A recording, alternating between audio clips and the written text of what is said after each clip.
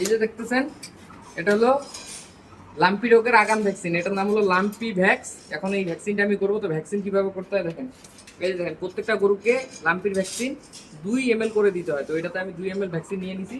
আর এটা পুশ করবো কিভাবে দেখেন, একটু কাছ থেকে দেখাও। দেখেন চামড়াটা টান দিলাম, এইভাবে চামড়াটা টান দিবেন। এইখানে সিরিজে এই জায়গায় হাত রাখবেন, 10-15 টাকা দিয়ে এখানে সিরিজগুলো পাবেন।